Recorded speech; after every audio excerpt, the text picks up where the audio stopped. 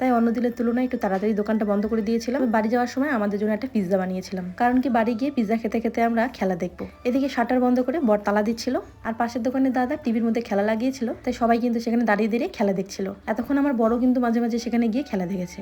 আসলে মোবাইলে দেখা আর টিভিতে দেখার মধ্যে কিন্তু পার্থক্য রয়েছে। যাই হোক, এসেই কিন্তু হাত পা ধুয়ে বসে পড়েছি পিৎজা খেতে। আর আমার ছেলে কিন্তু পিৎজা পেয়ে ভীষণ খুশি, কারণ ওকে কিন্তু আমি সেরকম পিৎজা খাওয়াই না। 2-3 মাস পর হয়তো একদিন পিৎজা নিয়ে আসি। আগে যখন ছেলে টিউশন যেত, টিউশন থেকে ফেরার সময় তখন মাঝে মাঝে তাও চাউমিন মোমো খেত। তবে এখন তো বাড়িতেই থাকে, সেজন্য কোনো ধরনের ফাস্টফুডও কিন্তু খেতে পারে না। তবে হঠাৎ ওর জন্য চাউমিন বা মোমো নিয়ে আসি, বা কোনো সময় পিৎজা নিয়ে আসি।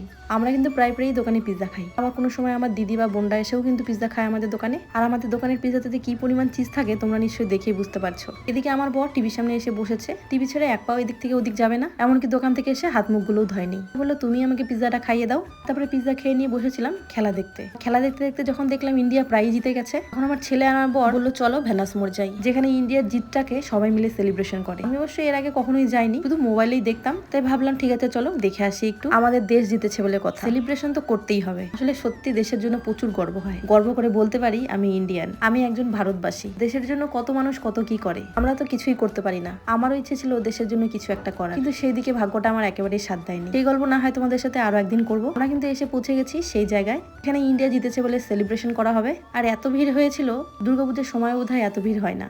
আকাশে নানা রকম বাজি ফাটছিল, কারণ কি আমরা যতক্ষণে এসে পৌঁছেছি ততক্ষণে ইন্ডিয়া জিতে গেছিল। উফ, কি যে খুশি লাগছিল। সত্যি কথা বলতে সেখানে গেছিলাম শুধুমাত্র দেখতে, তবে চারপাশে এত ডিজে বাজছিল, সবাই এত সুন্দরভাবে সেলিব্রেশন করছিল, তাই আমি নিজেকে আর ধরে রাখতে পারিনি। জানি নাচতে পারি না, তবে মনের মধ্যে অনেক খুশি থাকলে জানি না অটোমেটিকই কেন হাত পা গুলো নড়ে যায়। আমার বর আর ছেলেও কিন্তু ভীষণ লজ্জা পায় নাচতে, সেখানে আমরা সবাই নেচেছি। এই অনুভূতিটা ছিল এক অন্যরকমেরই অনুভূতি। আর আকাশে নানা রকমের বাজি ফেটেই যাচ্ছিল, ছোট ছোট বাচ্চাগুলোও এসেছিল সেলিব্রেশন করতে। আসলে সত্যি আমাদের গর্ব হয় নিজেদের দেশের প্রতি।